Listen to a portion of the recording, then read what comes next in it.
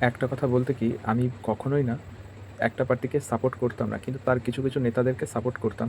তার মধ্যে সেই পার্টিটার নাম হচ্ছে সিপিআইএম। ঠিক আছে? তো সিপিআইএম তো ৩৪ বছর আগেই ধূলিসাৎ হয়ে গেছে। তো সিপিএম এর কোনো অস্তিত্ব নেই।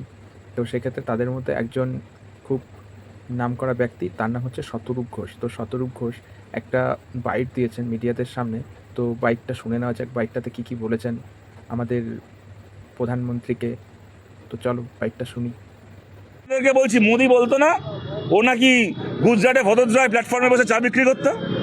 বলতো তো মোদি চাওয়ালা ছিল, গুজরাটের ভদোদরায় রেল স্টেশনে বসে চা বিক্রি করতো। তা শিয়ালদা স্টেশনটা যদি রেলের সম্পত্তি হয়ে থাকে, যদি বর্ধমান স্টেশনটা রেলের সম্পত্তি হয়ে থাকে, যদি আজ কোচবিহার স্টেশনটা রেলের সম্পত্তি হয়ে থাকে, তো গুজরাটের ভদোদরা স্টেশনটা কি মোদির বাবা মোদির নামে লিখে দিয়ে গেছিল? ওটা মোদির বাবার সম্পত্তি ছিল, ওটা ওটা রেলের সম্পত্তি ছিল না?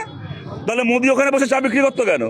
কি হতো তখন যদি মোদির চায়ের দোকানের ওপর দিয়ে বুলডোজার চালিয়ে দেওয়া হতো, লাথি মেরে যদি মোদির দোকানটাকে তুলে দেওয়া হতো সেই সময়, কেমন লাগতো? দেখলে তো শতরূপ ঘোষ যে কথাগুলো বলল, প্রতিটার যুক্তিযুক্ত উত্তরই দিয়ে দিয়েছেন। ঠিক আছে? সেক্ষেত্রে অন্ধভক্তদের কেমন লাগবে জানি না, তবে যেটা বলেছে একদম পারফেক্ট ওয়েতে পারফেক্টভাবে বলেছে। কথাই তো আছে, ইটের জবাব ইট দিয়ে দিলে হবে না, ইটের জবাব পাথর দিয়ে দাও। তা সত্যি বলতে ইটের জবাব পাথর দিয়েই দিয়েছে। কারণ কি, তার বেলায় মানে সে যখন প্রধানমন্ত্রী ছিলেন না, তার আগে তো তিনি চা বিক্রি করতেন প্ল্যাটফর্মের উপরে। তো তার সাথে যদি এরকম একটা ঘটনা ঘটতো তাহলে জিনিসটা কেমন হতো?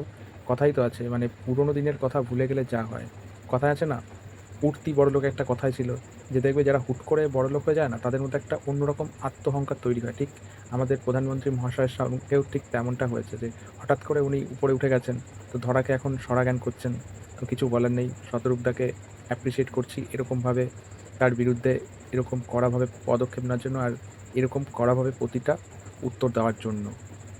শিরদাঁড়াটা এখনও বিক্রি করে দেয়নি, শিরদাঁড়াটা এখনও সোজা আছে।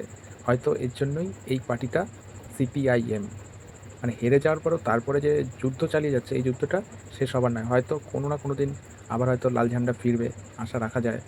যে পরিমাণে বিজেপির বিরুদ্ধে কথা বলছে, তাতে বোঝাই যায় এরা